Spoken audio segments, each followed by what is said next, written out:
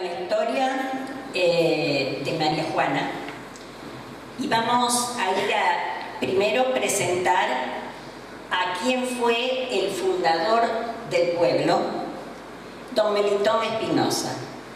El doctor Melitón Espinosa era dueño de una extensión muy grande de tierras acá en la provincia de Santa Fe.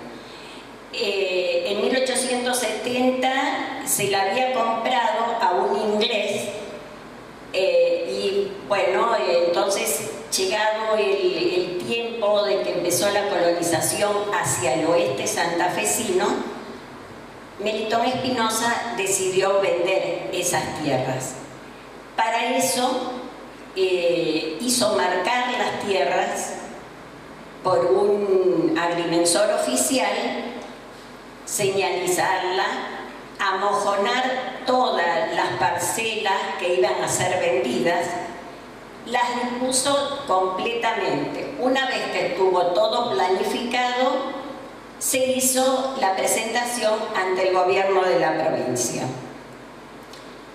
El 21 de julio de 1883, el superior gobierno de la provincia aprobó esa traza de las tierras de Melitón Espinosa.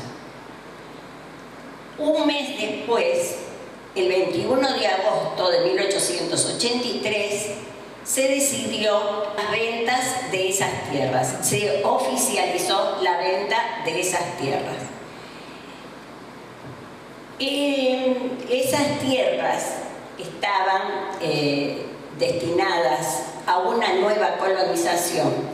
Eran tierras muy fértiles, muy vírgenes, no habían sido utilizadas para nada.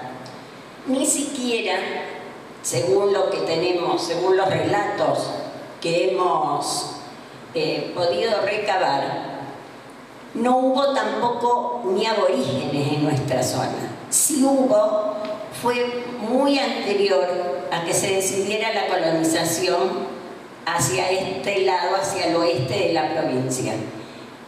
Porque en esta zona no había agua, no había ríos, no hay arroyos, no hay nada con que abastecerse. Entonces no podía haber asentamientos aborígenes sin tener agua con que vivir. Sabemos por testimonios, por elementos que quedaron en la zona, especialmente en la zona de Mangoré, que se han encontrado restos, que eran los chaná timbúes, los aborígenes que estuvieron en esta zona, pero posiblemente fueron de paso, fueron residencias temporarias de cuando transitaban de Santa Fe hacia Córdoba, que solían hacerse esos intercambios, porque después en Córdoba se habían descubierto elementos que eran muy propios del río Paraná, en indios de Córdoba, o sea que había un tránsito en la zona de lo que es ahora la Ruta 19. Ahí en esos lugares se encontraron elementos propios de los chaná timbúes, pero es lo único que sabemos. Las tierras que se encontraban acá eran mucho pajonal y espinillos. Es la zona del espinal, lo que se llama la zona del espinal, que está en la pampa plana. El espinal son plantas como el aromito que están llenas de espinas, no sirven para nada, ni para sombra, porque tampoco son árboles, son arbustos bajos, chatos, secos, que no sirven para alimentar ni para dar sombra. Y también está la paja brava. La paja brava ustedes la pueden ver ahí, que es esa planta baja con las hojas muy finas y muy duras que lastiman. En mi época, cuando yo era joven, había muchas, ahora los campos ya no tienen tantas, pero sí había en ese momento. Por eso para trabajar esas tierras era muy difícil, muy duro. Cuando se trazaron los límites de los campos, que ya estaban las tierras amojonadas, como le dije, el lote se llamaba Cuadrado y era de 160 cuadras, todas con mojones. En el centro del predio ya se había demarcado lo que sería el pueblo. Eso, cuadradito, con los cuadrados más chiquititos, eso sería el pueblo de María Juana. En el centro de ese cuadrado había un mojón que era el que señalaba, el que indicaba hacia dónde y cómo se tenían que trazar las cuadras, así mismo como después los campos y los caminos. En el centro de la plaza estaba ese mojón. También se le ponía un cartel, un poste con un cartel, porque tenía que estar señalizado con qué nombre se iba a llamar la colonia. Y como era costumbre de la época, don Melitón Espinosa le puso el nombre de su mujer, Juana Henderson. Pero como le pareció muy poco, según eso son trascendidos, son parte de las leyendas del pueblo, le agregó María por el nombre de la Virgen. En otros escritos yo encontré que también María Juana se llamaba la madre de Melitón Espinosa, así que no sabemos por quién, pero siempre se dijo que era por la esposa. Y era una costumbre muy arraigada esa de ponerle el nombre de un familiar a la población. A partir de ahí fue Colonia María Juana. La venta de tierras fue algo muy importante, porque la colonia tiene aproximadamente unas 10.500 hectáreas. Al armar todo para la venta, los papeles y el manejo de todas las ventas de las tierras se hacían con un administrador, porque lógicamente don Melitón Espinosa vivía en Buenos Aires, era médico y vivía en Buenos Aires. Entonces acá vimos eso que ustedes están viendo ahora, es la propaganda de la venta de las tierras. Y quien tenía en su cargo la venta era Viuda Lubarri e hijo. Era una empresa que se dedicaba a eso, aunque creo que Viuda Lubarri tenían también molinos en San Carlos. Desde San Carlos se hacían las ventas de todos esos terrenos que tenemos ahora. El administrador disponía de los lotes y estaba autorizado a cobrar por cuotas, porque lógicamente los colonos no tenían todo el dinero cuando venían a instalarse ni cuando los iban a comprar. El boleto de compraventa número 4 a favor de Bartolo y Andrés Piñata, fechado el 6 de mayo de 1884. María Juana, digamos que se fundó en 1883. O sea que al año siguiente recién empezaron a hacerse las ventas. Este era el boleto 4, o sea que eran bien de los recientes. No voy a leer todo el boleto, porque es extenso, pero voy a decir que tenía 8 concesiones, compraron Andrés Piñata y su hermano Bartolo. 8 concesiones y un solar número 42 a edificar, casa de azotea dentro de 4 años. El precio era de 250 pesos cada una con el interés del 8% anual. El pago se realizó desde el 1 de marzo de 1885 hasta el 1 de marzo de 1889, una vez por año. El 1 de marzo, una vez por año, se hacían los pagos. Pagado puntualmente, según lo acordado, el señor Espinosa se comprometía a extender la escritura legal de propiedad al comprador. Cuando hablamos de concesiones, estamos hablando de los terrenos de campo. Y los señores Piñata los tenían en el sector de Estación María Juana. En esa zona se habían ubicado.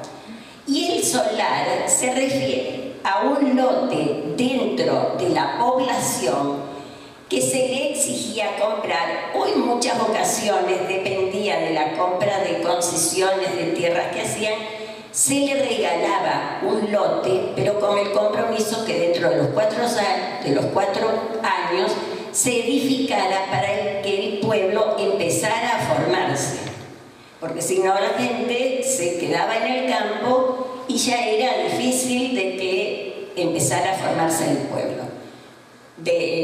Aparte había que pensar que una vez que se empezara a poblar el campo, iban a necesitar edificación en el pueblo para que se instalaran los negocios, los profesionales, y si no había casa de habitación era muy difícil que viniera. El primer contingente de colonizaciones llegó de San Carlos, todos italianos, dispuestos a convertir esta inmensa tierra en algo productivo, rico y lleno de trigo, que era lo que venían primeramente, una zona agrícola eminentemente. El primer contingente llegó entre 1884 y 1885. 8 visionarios llenos de sueños y deseos de progreso se vinieron a estas tierras. Los primeros colonos que trabajaron la tierra y sembraron en María Juana fueron Cristóbal y Enrique Peretti. Cristóbal tenía 22 años y Enrique tan solo 16. Otros fueron, y antes de que siga voy a hacer una acotación de eso. Cuando se cumplieron los 75 años de María Juana, Enrique estuvo presente. Tenía 90 y algún año y estuvo presente en los actos de 1958 cuando María Juana cumplió los 75 años. Es algo que por lo general no todos recuerdan eso, ¿no? Otros fueron Esteban Boris, Mateo Bautista y Bernardo Piano, Andrés y Bartolomé Piñata. Se prefería venderle a los agricultores porque esto aseguraba la permanencia en el lugar. Los ganaderos podían trasladar la hacienda de un lugar a otro si no les gustaba, pero el agricultor tenía que quedarse, no había otra manera. Los primeros agricultores que compraron las tierras de María Juana no se instalaron desde el principio, porque era venir, imaginemos un poco como cuando nosotros le mostramos la primera imagen del Espinal, era venir a la nada, al desierto.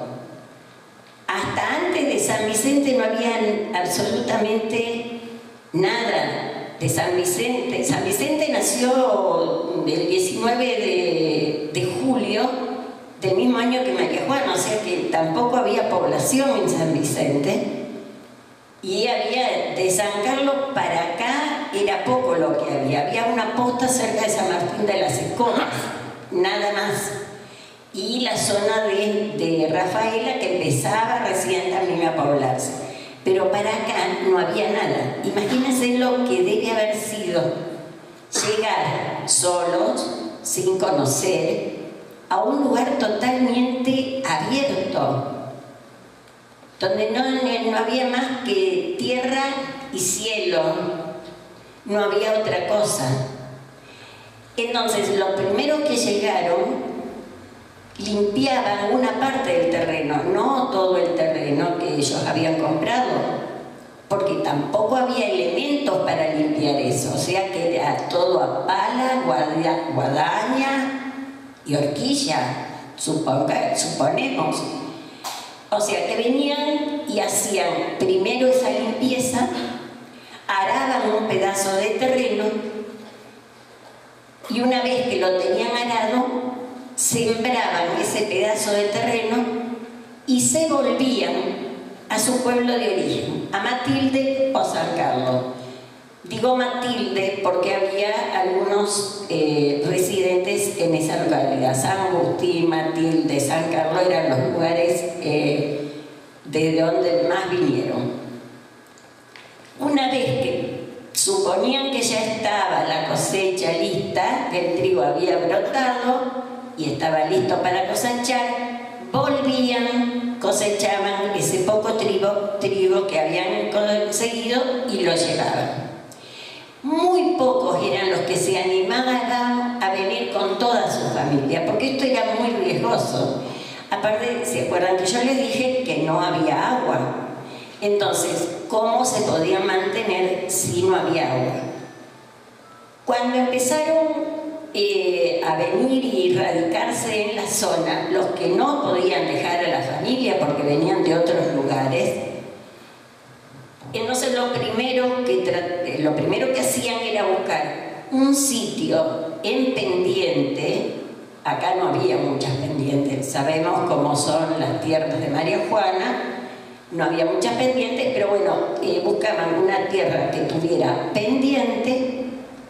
En el borde de la pendiente edificaban un rancho, sí podían, pero lo hacían, ubicaban un lugar donde iban a edificar y en la zona más baja se ponían a cavar el pozo.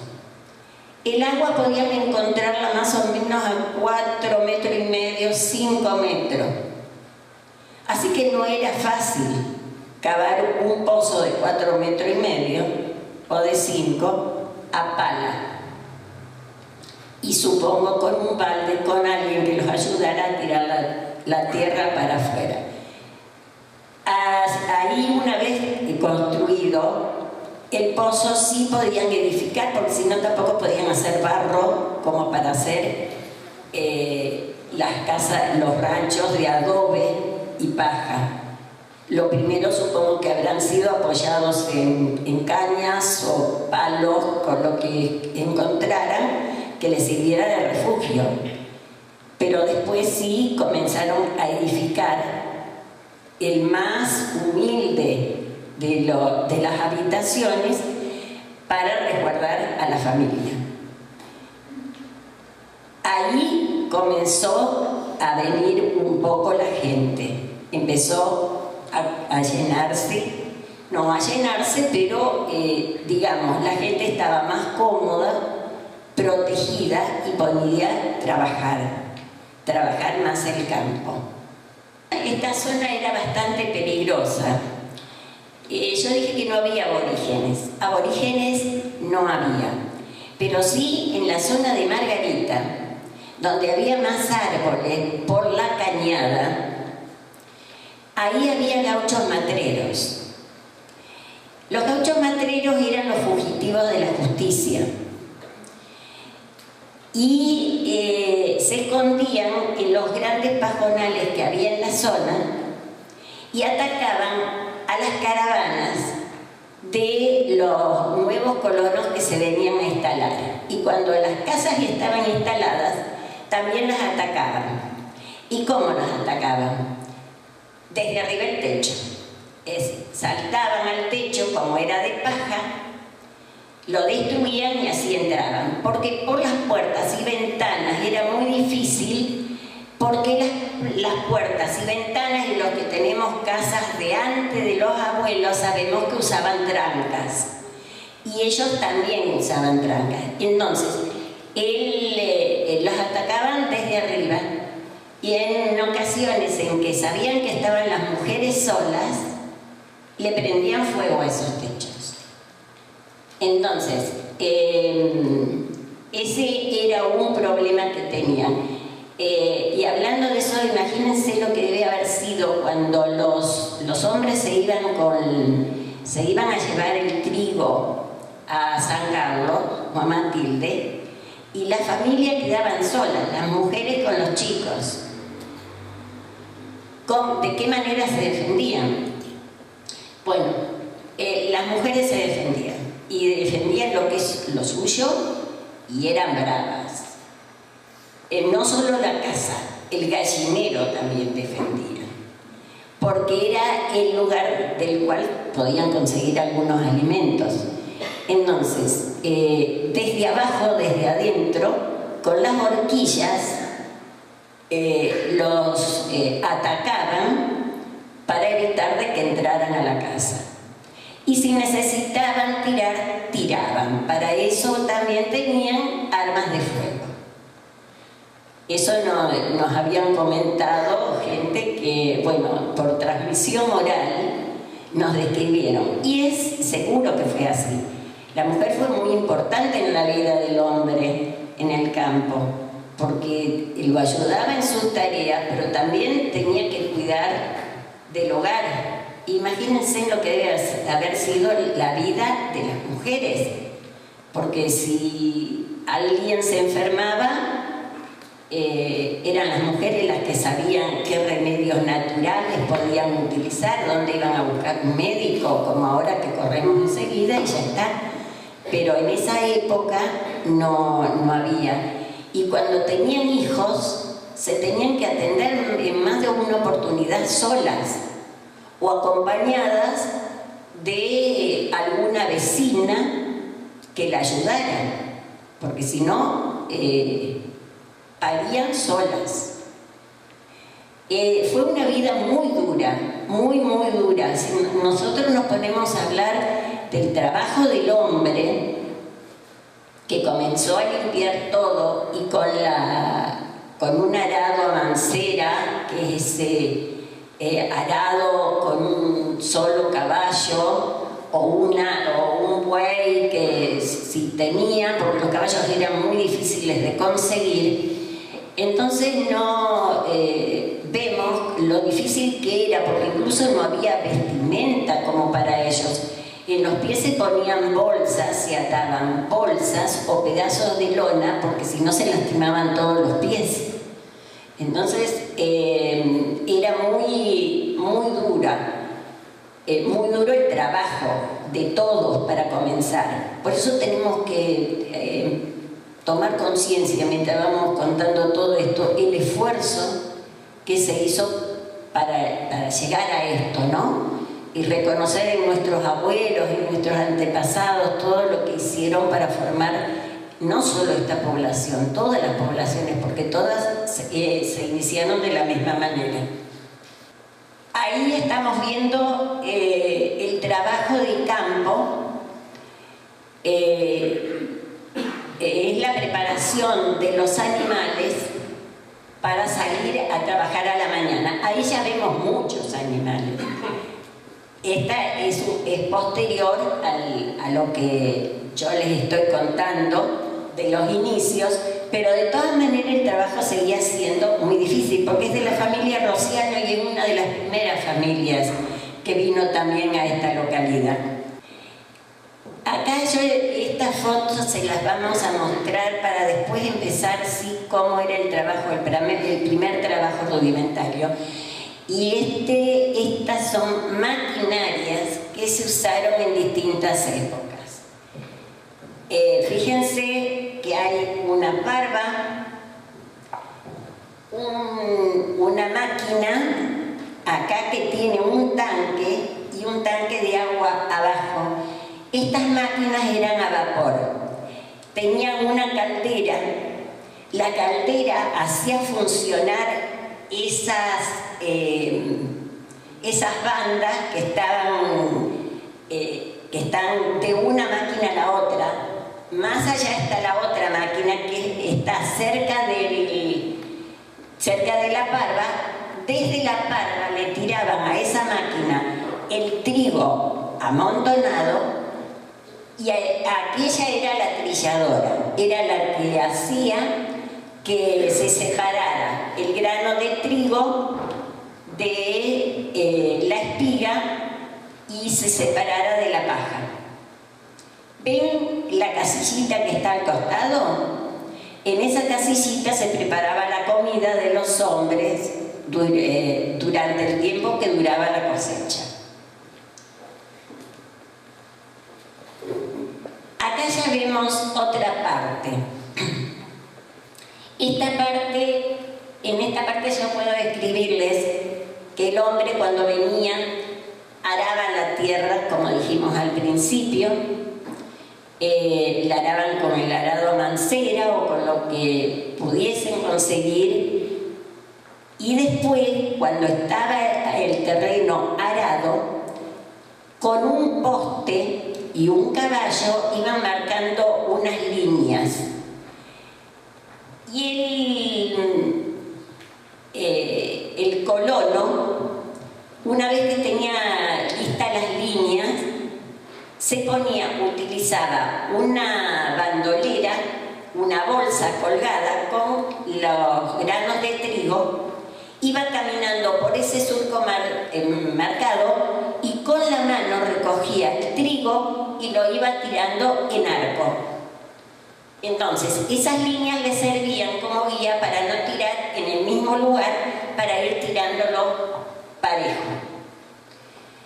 Una vez que el trigo se crecía y estaba en el momento de cortárselo, se lo cortaba con asadas, con guadañas, y lo iban amontonando. Hacían esas parvas que yo le dije antes, y una vez que estaba emparvado lo dejaban fermentar un tiempo necesario hasta que el agricultor se daba cuenta de que el trigo estaba en condiciones de ser trabajado. Entonces, mientras tanto eso se fermentaba, ellos preparaban un espacio que limpiaban lo mejor que podían. Si tenían suerte de tener una lona, la extendían sobre ese espacio, y ahí empezaban a volcar las espigas desde la parva.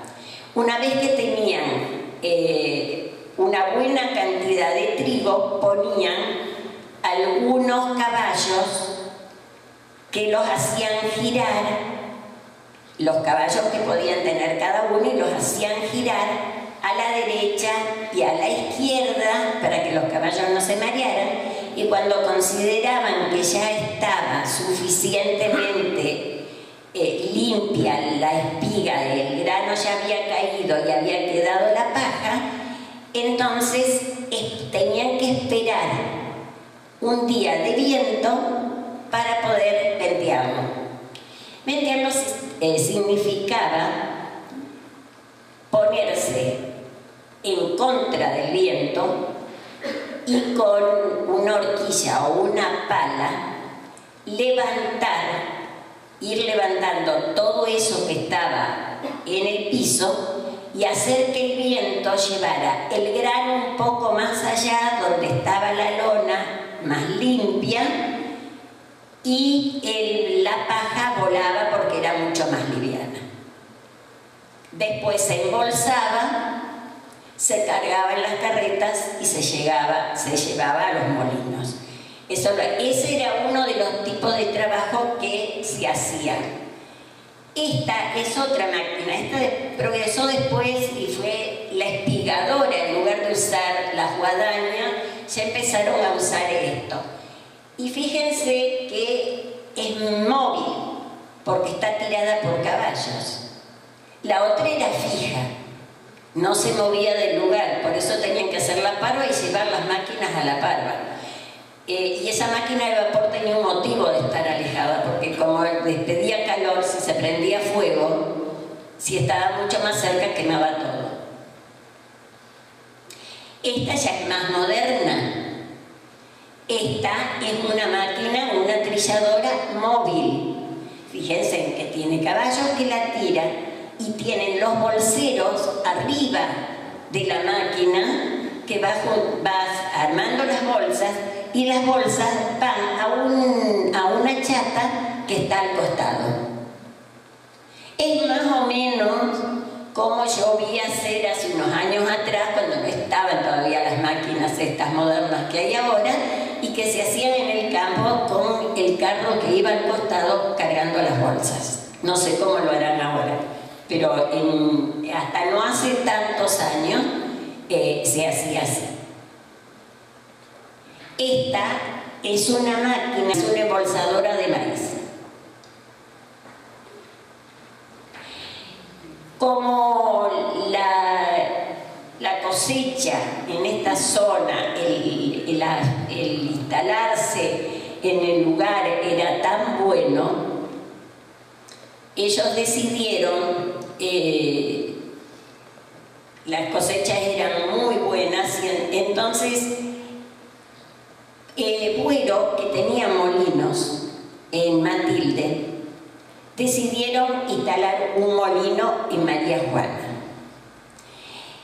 Y esto lo pusimos porque es del año 1886, o sea que 3 años después que se diera por fundada María Juana, 2 años después que vinieran los primeros colonos, don Antonio Buero, Antonio y Bautista, eran tío y sobrino, vinieron a poner la piedra fundamental del molino y lo edificaron. El molino está ubicado en el centro de la colonia. Y eso, según nos contaron transmisión oral, también no podemos asegurar que sea así, bueno, no hay un testimonio escrito. En la zona de lo que sería Estación María Juana ya se corría la versión de que iba a pasar el tren. Entonces se había instalado un acopiador de granos. En un mapa que tenemos posterior estaba Bungibor. Está el nombre de Bungibor y están los cimientos. En la Estación María Juana están los cimientos todavía de donde estaba ese galpón. Entonces ellos, bueno, decidieron venir, hablaron para instalarlo cerca de la estación de tren, era lógico porque era lo más cómodo que les quedaba. Pero la persona que estaba ahí, que iba a ser el acopiador de grano, discutieron, digamos, y los piemonteses son bastante discutidores. Somos, porque yo soy piemontesa también. Decidió colocar el molino en el centro de la colonia y lo colocó en el centro de la colonia. Entonces se vino al pueblo y el pueblo, el molino arrastró al pueblo, arrastró a la instalación de los primeros pueblos, porque el tren pasó en 1890, o sea, unos años después. Estos son algunos de los fundadores. Los primeros que están son Antonio Buero y Francisca Falco. Es la segunda esposa de don Antonio Buero. Es Martín Monasterolo, dueño de numerosas tierras en nuestro pueblo, y una parte de esas tierras de Martín Monasterolo es donde está la fábrica. Pero aparte fue un hombre de muchísimo trabajo, que tenía un cortadero de ladrillos en esa época y fue el que hizo los ladrillos para la iglesia. Ahí tenemos a Rosalía y Lorenzo Rociano. que fueron también de los que se radicaron en la zona de Estación María Juana. Bartolomé Piñata y su familia,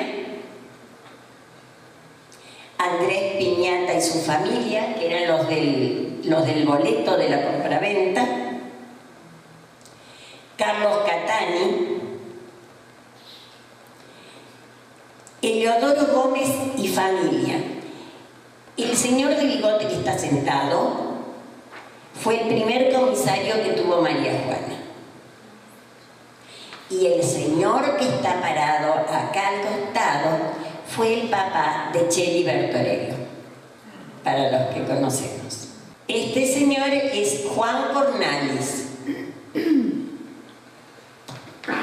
Y acá tenemos tres de las familias que forjaron que hicieron muchas cosas y trabajaron mucho por el pueblo. Y están la familia Peretti, la familia Guardamaña, que está acá, la familia Peretti, que está más en el centro, y Buriasco con su familia. Lamentablemente, de las otras familias, de los primeros habitantes que nosotros dijimos, no tenemos fotografías, así que por eso pusimos de las que teníamos, más o menos como para ilustrar cuáles fueron los primeros habitantes que vinieron. En 1890 nació Estación María Juana. Esa foto es de Estación María Juana y en el bar. El bar y hotel estaba en una esquina. Yo me acuerdo del salón que tenía piso de Estación María Juana no nos quedó, lamentablemente no nos quedó material documentado, y es una pena haber desperdiciado todo esa edificación, todo el terreno, todo lo que había de ese lugar, porque era maravilloso.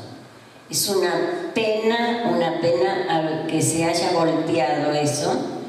Y que no quede prácticamente nada, porque Estación María Juana estaba diseñado como para ser, según el plano que mandó Ferrocarril, era una población grande, iba a ser una población importante, porque María Juana es como al revés de todo el mundo, tenemos contradicciones.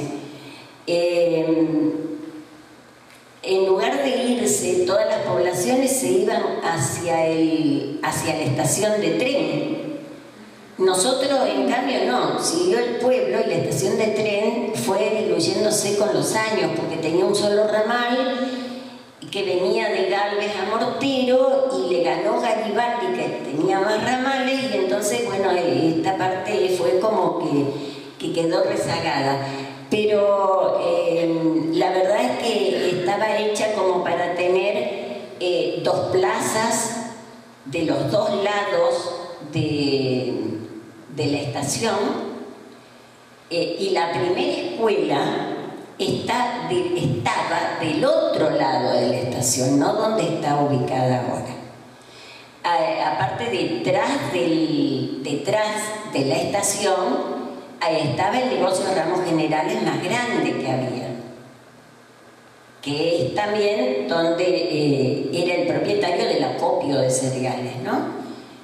Y del lado, digamos, del frente de estación, era donde se crearon la mayor población, donde estaban la familia Cane, Iobaldi, todo ese tipo de, todas esas familias que nosotros, que somos de María Juana, fuimos conociendo.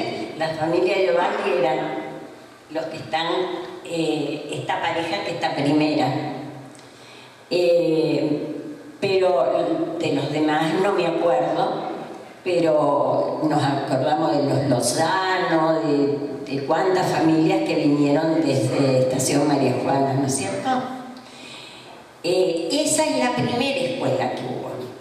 Y las dos mujeres que están a los costados Esas mujeres eran maestras y venían con el tren y se iban con el tren. Esta es la escuela nueva, es la escuela que está de este lado ahora, pero que ya no queda más, no quedan más viviendas de las originales que había, ¿no? Queda, creo que, no sé, hace mucho que yo no voy, pero quedaba el marco de una puerta con un pedazo de mampostería todavía que se trataba de conservar, porque arriba tenía el gorro frigio, porque eso fue en su momento el correo.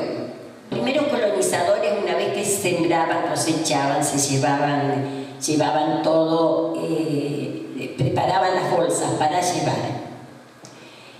Cuando cruzaban la zona de Margarita, que era la más peligrosa, siempre la más difícil de todo ese trajín, trataban de ir en caravana de carretas. Por eso ustedes vieron la imagen de las caravanas.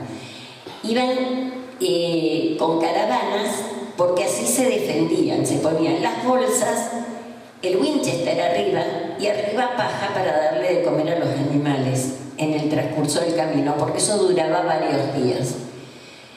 Cuando llegaban a un determinado lugar y tenían que parar, entonces trataban de formar una ronda de noche para dormir, tipo a las películas de cowboy, y prendían una hoguera en el centro también para espantar a los animales salvajes que había en la zona. Como los gauchos matreros, o los matreros, digamos, no utilizaban armas de fuego, ellos con el Winchester cada tanto tiraban un tiro y los matreros se alejaban. Era la única defensa que podían tener, ¿no? Para poder seguir. La primera casa de zinc que se hizo en María Juana, y esto es parte de un dato curioso, la primera casa de zinc y paja fue construida en la chacra actual de Desiderio Bertorello, acá en la salida, nada más, y la hizo Cristóbal Peretti, y el primer pozo también se hizo ahí. Ese pozo se desmoronó no hace tantos años, pero sí se había desmoronado. Pero hay otra anécdota, que es que cuando quisieron edificaron la primera casa en el pueblo, todavía no estaba totalmente medida ni separada las calles, y edificaron la casa. Cuando se hizo el trazado, se encontró con que la casa había quedado en medio de la calle, así que tuvieron que voltearla y cambiarla de lugar. Esa casa estaba ubicada entre Gastaldi y Ainor, como para que se den cuenta. Esa es una de las cosas que cuentan, y era de la familia Tosco. En 1887 se hizo el primer censo provincial de la provincia de Santa Fe. Así sabemos que en esa fecha María Juana tenía 386 habitantes, todos en la zona rural. De ello deducimos que el pueblo aún no se había formado. En el segundo censo nacional, en 1895, ya había población urbana, 248 habitantes, y rural 599, un total de 845 habitantes. Y el ferrocarril que pasó por Estación María Juana era el Ferrocarril Central Argentino. Acá lo que vemos, fíjense, ya tenemos un restaurante. Esa edificación es de la familia Peretti. Está ubicada, a ver si alguien sabe dónde está ubicada esa edificación. San Martín y Giral. Sí, donde está la casa de Urián. Sí, exactamente. donde está la casa de... ¿Y dónde está el correo? Por eso. Por el buzón. El correo viejo, ahí está, ¿no es cierto? El correo viejo, ¿qué es la casa de quién ahora? De Boreto. De Boreto, muy bien. Ese hotel tiene una parte de atrás, nosotros no pusimos la foto, pero tiene la parte de atrás porque ocupaba toda una cuadra. Y en la parte de atrás se depositaban herramientas o vehículos que de la gente que estaba en el campo y que por ahí, por alguna razón, tenía que se volvía a su pueblo por un tiempo y después volvían a cosechar y entonces lo dejaban en ese patio protegido. Y fíjense, esta parte, toda esta parte, es parte de la plaza. Parece mentira, ¿no? Es parte de la plaza. Pero era manzanilla. Creo que debe haber sido manzanilla, que era lo más popular que había en los campos cercanos. Hasta que hicieron la fábrica, yo me acuerdo que había campos de manzanilla en esa zona. Así que bueno.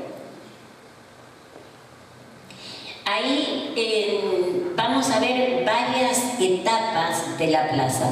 Esto es simplemente como para llegar a una culminación del inicio de los trabajos de campo, que fueron tan bravos, pero que formaron nuestra colonia. Y fíjense que está la iglesia. El trazado de la plaza era de 4 cuadras. No sabemos por qué razón ni en qué momento 2 cuadras fueron vendidas. Pero tiene 4 cuadras y estaba trazado con un trazado oficial.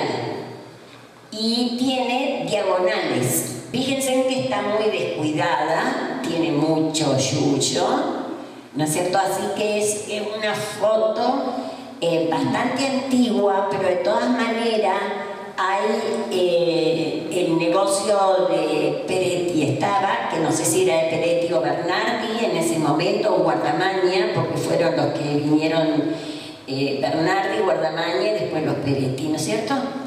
Pregunto porque Cristina me está sintiendo.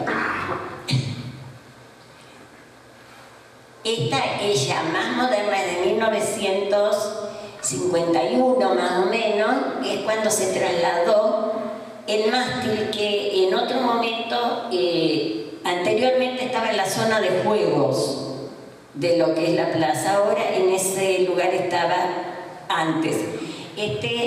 Ya colocado en su lugar, pero fíjense que hay muchas edificaciones en esa esquina que ustedes pueden reconocer. El hotel. Sí, Mafalda. Exactamente. Muy bien. Muy conocedores.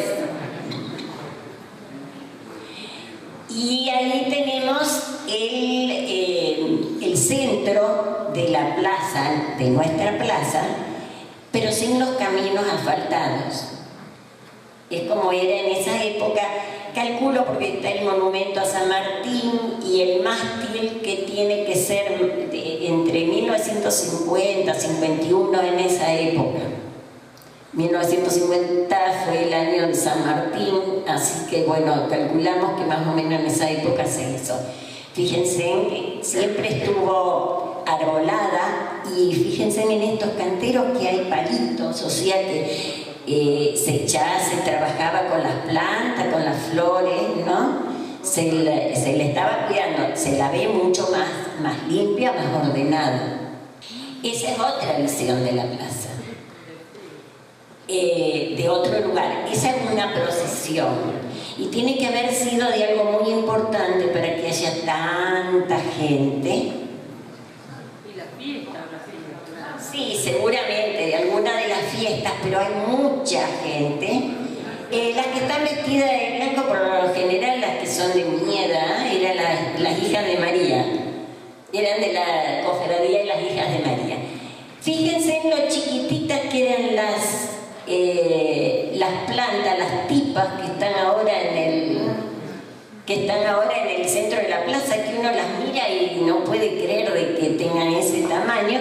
Fíjense en lo chiquitita que estaban, bajita, y acá alrededor, muy prolijamente hecho, había siempre verdes.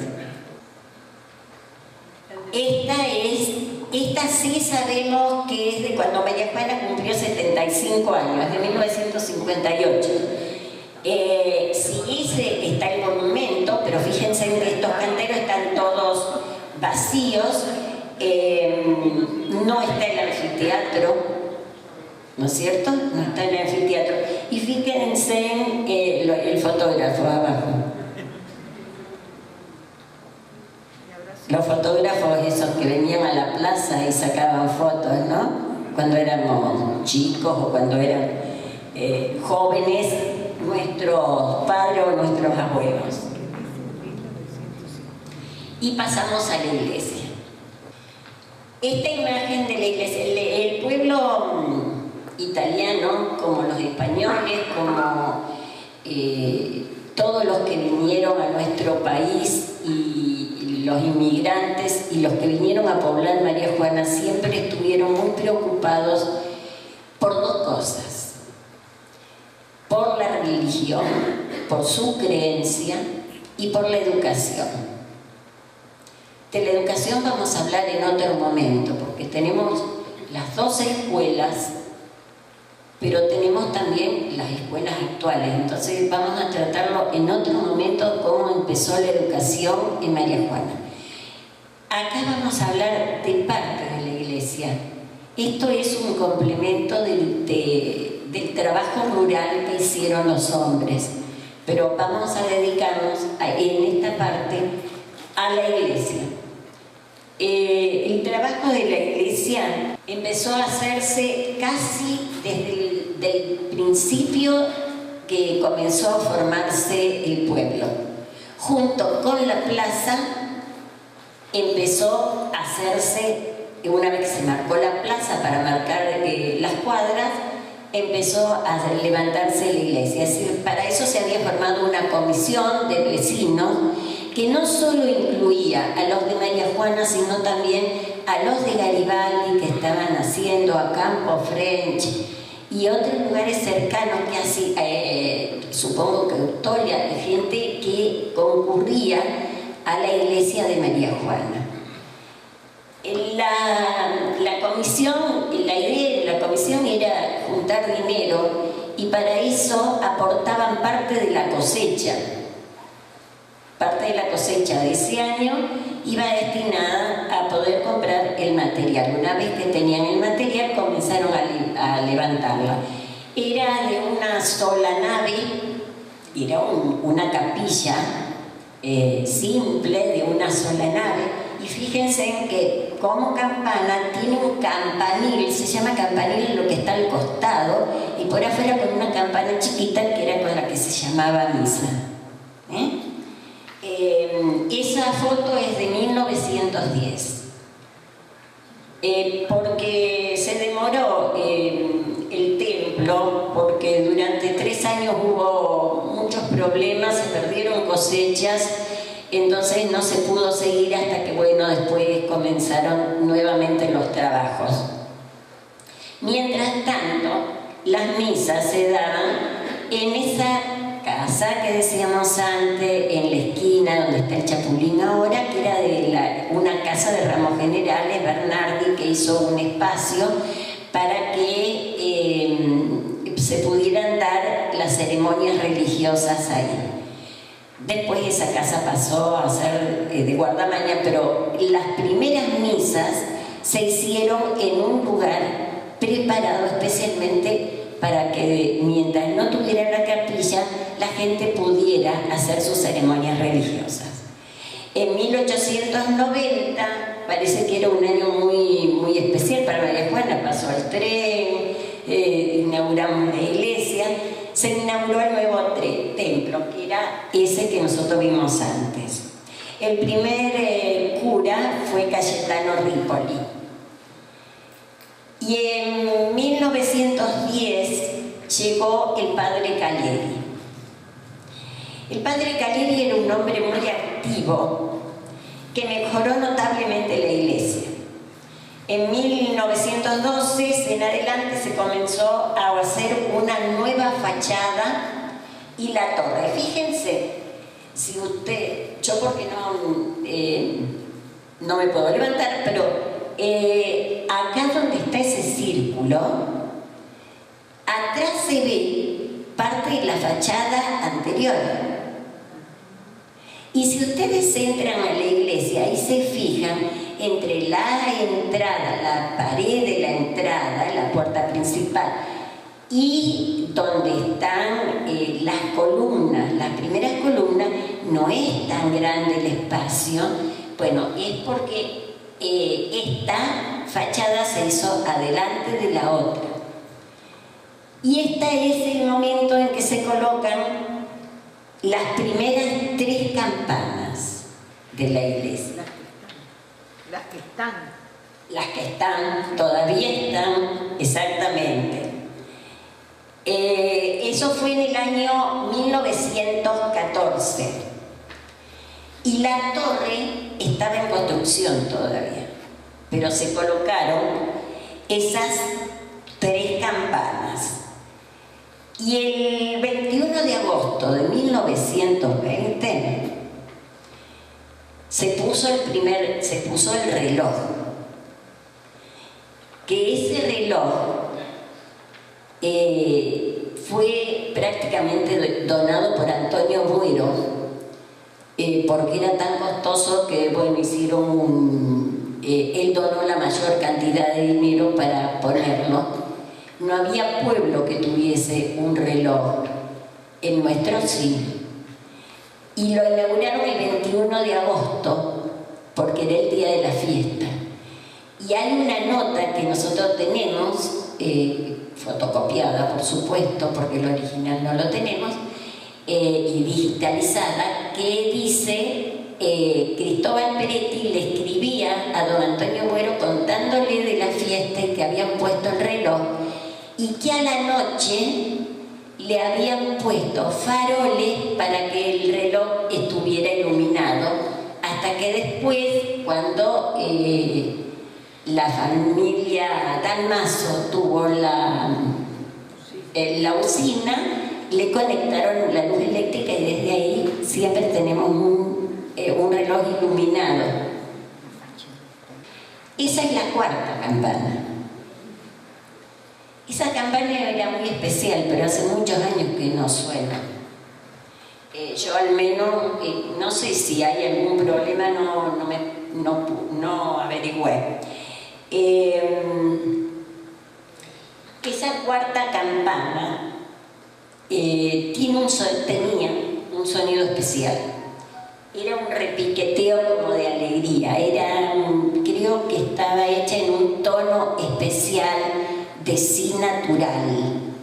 No entiendo mucho de música, pero era un sonido distinto a todos. Según nosotros teníamos información, según lo que teníamos anotado, era que esa 4ª campana la había hecho traer, según los escritos que tenemos, la había hecho traer el padre Caleri desde Italia para ser colocada en el lugar que faltaba, una 4ª campana. Pero hace poco nos llegó una información de una familia, la familia Rociano, que nos indica que esa campana la donaron 2 hermanos Rociano que decidieron hacerle ese regalo a la iglesia. Esta es una foto que para nosotros siempre es muy especial, ¿no? Es el frente con la torre a medio terminar. Pero lo asombroso de uno se imagina cómo habrá sido esta, creo que tiene 40 metros la torre, y y ver, ¿se acuerdan cuando vinieron a hacer los arreglos, que vinieron a pintar? Yo los miraba de abajo y decía, ¿cómo hacen para estar allá arriba? Y esta gente tenía tablones, andamios hechos con madera y tablones, no tenían protección y se bajaban por esas sogas que había, se largaban por esas sogas. Fíjense hasta dónde hay gente allá arriba. Pero allá arriba no hay gente que son obreros, ¿eh? Es gente que se puso para sacarse la foto. Es gente que se puso para sacarse la foto y están todos de traje. Como correspondía a la época, ¿no? Todos de traje están allá en la cruz, o sea que ya están en el límite. Hay una historia también de eso, que cuando estaban haciendo esa parte, se venía una tormenta muy fea, así que los obreros alcanzaron a bajar en medio de la lluvia y todo, y el padre Caleri hizo una promesa a la Virgen de Lourdes, que tiene su altar en la iglesia, para que no pasara nada, porque el miedo que tenían era que volaran los andamios. Si volaban esas maderas podían herir a alguien o lastimar a alguien o dañar algo. Y los tablones se movieron porque 3 días duró esa tormenta, pero desde que el padre hizo una promesa a la Virgen, insólitamente calmó el viento y no se cayó ni uno solo de los tablones. El Bautista Grasso con la esposa y 2 de las hijas. Una de esas chicas es la abuela, creo, del muchacho de Gamarra que venía a enseñar computación acá en la escuela. Este hombre vino de Italia y cuando vino sin nada y a alojarse donde pudiese, y la familia Arnaudo lo alojó, ¿no? Eran parientes, claro. Estuvo en el campo mucho tiempo y no hizo solamente el campanario de la iglesia nuestra, sino que hizo la de varios lugares alrededor. Y ahí la iglesia terminada, con todas sus campanas, con el reloj, y fue como, digamos, la terminación. Ya tiene el portal, porque también se había hecho toda la parte del atrio de la iglesia, y la verja, todo tal cual está ahora. Ahí tenemos, es cuando vino Fasolino. Tiene que ser del año 1933 posiblemente esa foto. Allá está don Cristóbal Peretti, acá están los guardamaña, y había varios sacerdotes, y es cuando María Juana cumplió los 50 años. No tiene las rejas todavía, fíjense. Esta es otra ceremonia, fíjense en qué casamiento, ¿no? ¡Qué casamiento! Y fue el 13 de septiembre de 1930. Fíjense que no tiene atrio, hay una simple veredita, hay una vereda, nada más, no está. Y después todo lo demás es tierra, ¿no? Es el camino. Y es el casamiento de Modesto Rociano con Catalina Dani y de Celestino Piñata con Teresa Rociano. Modesto y Teresa eran hermanos, entonces decidieron hacer el casamiento el mismo día. Y esta es otra imagen que nos muestra cómo era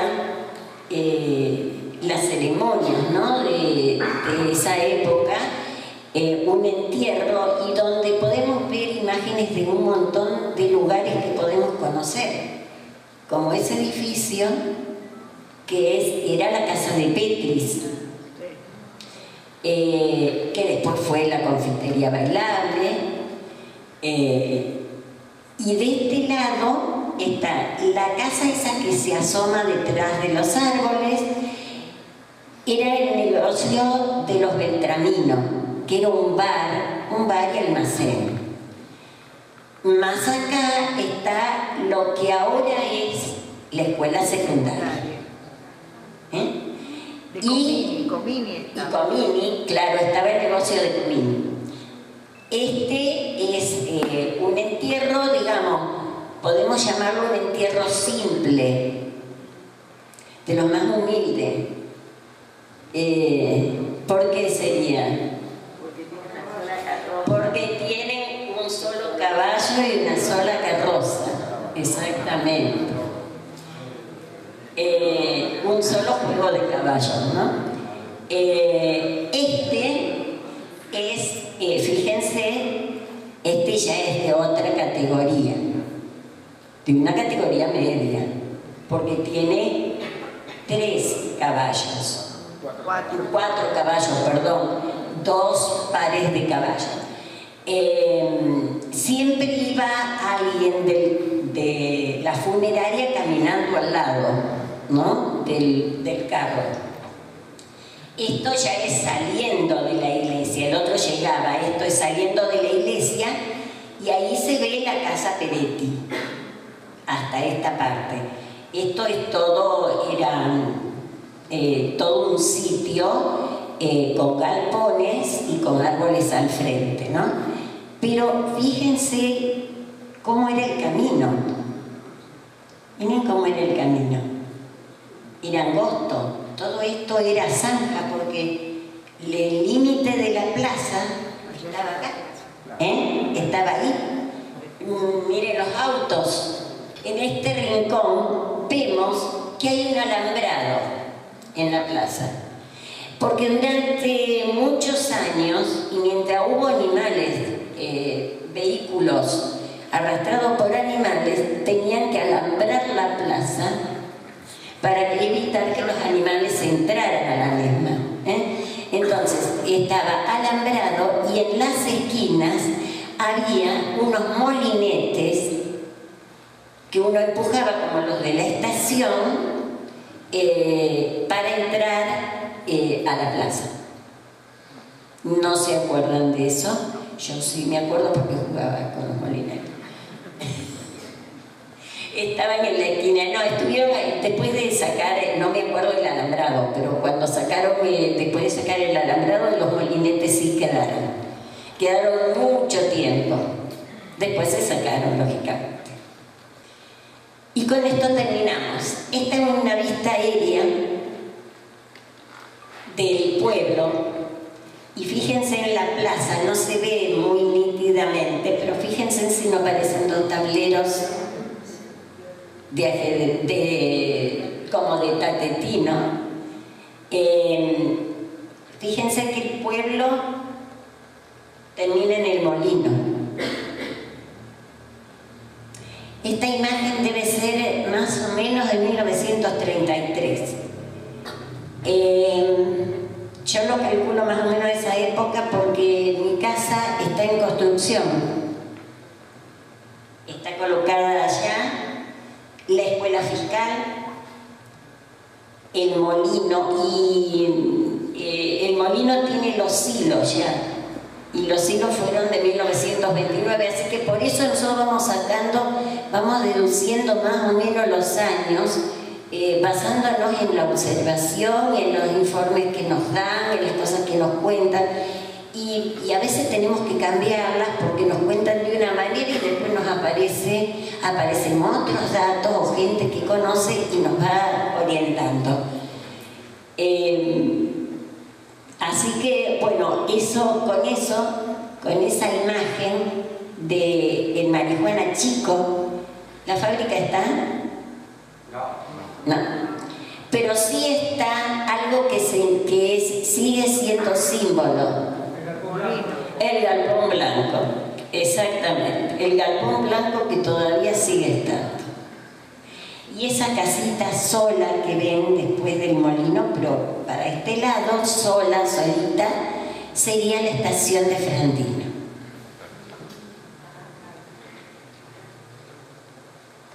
Bueno, y con esto terminamos.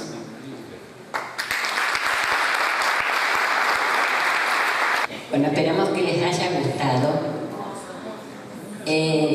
Por ahí salté de un lado al otro, pero porque surgían las cosas de esa manera.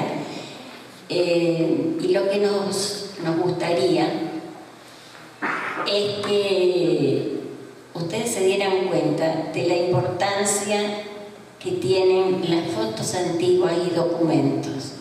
Porque si no, nosotros no hubiésemos recogido todo este material, si la gente no hubiese tenido confianza en nosotros y nos prestó el material para guardar toda esta información y para ir tomando toda esta información, no tendríamos manera de contar la historia, ni le podríamos mostrar a los chicos cómo era María Juana antes, cómo se fundó, cómo se hizo, todo el esfuerzo, todo lo que costó llegar al pueblo.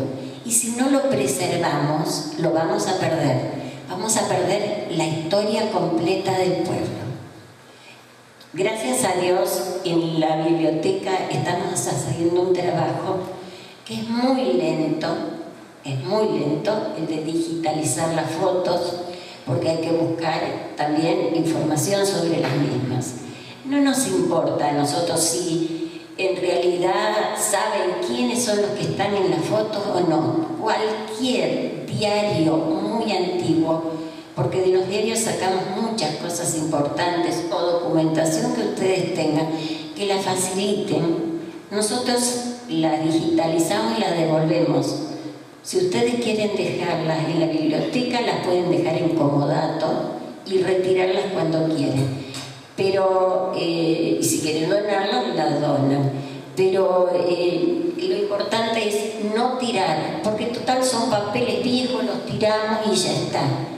Todo tiene su importancia, hasta una factura de un comercio que no sabíamos que existía en María Juana, por ejemplo.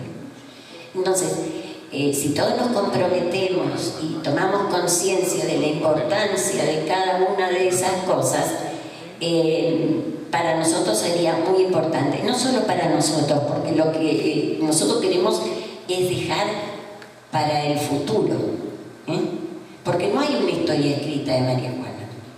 Está el libro del centenario nada más, pero es algo hecho para el centenario. Pero nosotros lo que queremos es hacer una investigación histórica a fondo.